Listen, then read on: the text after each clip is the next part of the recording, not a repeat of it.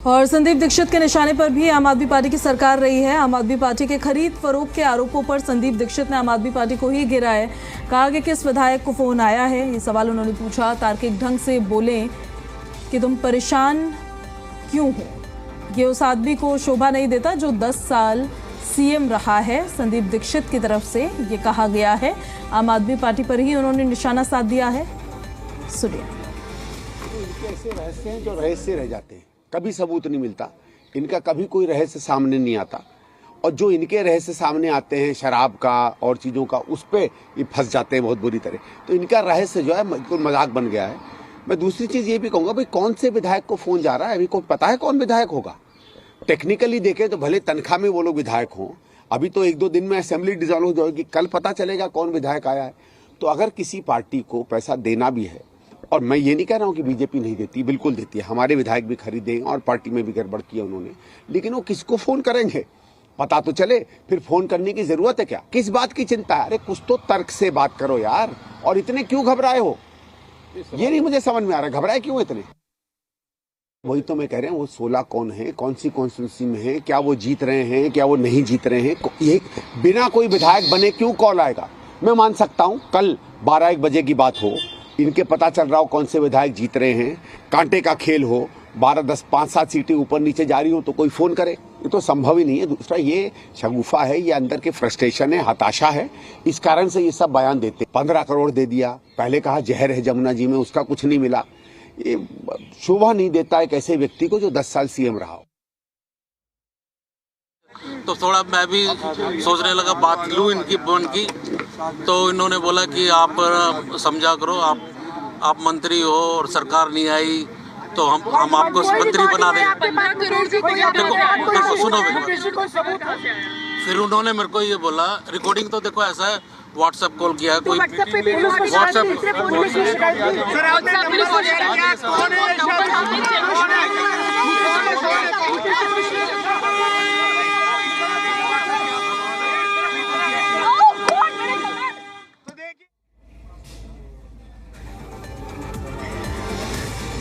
मुकेश अहलावत को ही सुन रहे थे आप, वो बता रहे हैं व्हाट्सएप कॉल किया गया है। देवेश हमारे साथ लगातार बने हुए हैं। देवेश, अभी भी जो कैंडिडेट्स है वो पहुंच, एक बार सुनिए फिर कुछ कह रहे हैं। तो व्हाट्सएप कॉल हुआ था, व्हाट्सएप कॉल था, तो आज तक से बता रहे हैं कि वो कह रहे हैं कि व्हाट्सएप कॉल किया था। व्हाट्सएप कॉल को रिकॉर्ड करना थोड़ा पॉसिबल नहीं होता है, इस वजह से कोई रिकॉर्डिंग नहीं है, लेकिन जिस नंबर से कॉल आया है उसको उन्होंने ट्वीट भी किया है, फ्लैश किया है, उस पर जाँच हो सकती है, ऐसा उनकी तरफ से कहा जा रहा है। और देवेश हमारे साथ लगातार बने हुए हैं।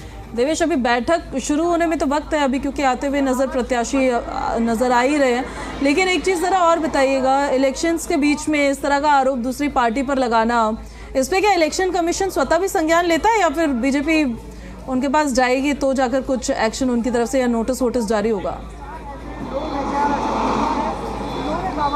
देखिए, बिल्कुल आपसे जो थोड़ी देर पहले जो बैठक है दरअसल वो शुरू हो गई है अरविंद केजरीवाल के आवास पर। लगभग सभी आम आदमी पार्टी के जो उम्मीदवार है वो पहुंच गए, हालांकि पहुंचना जारी है, लेकिन क्योंकि बैठक होनी है तो ऐसे में बैठक शुरू हो गई है। और जो चर्चा है दरअसल, जो रणनीति है दरअसल वो भी जो है वो शुरू हो गई है। अरविंद केजरीवाल के आवास पर ही हम मौजूद हैं, तस्वीरें आपको दिखा देते हैं कि अब से थोड़ी देर पहले ही मुकेश अहलावत पहुंचे हैं, जिन्होंने दरअसल आरोप लगाए थे कि उनको भी जो है ऑफर किया गया था, और उन्होंने कहा है कि दरअसल उनको व्हाट्सएप कॉल जो है वो की गई थी, जो 15-15 करोड़ के ऑफर की बात कही थी, उसको लेकर उन्होंने जिक्र किया है।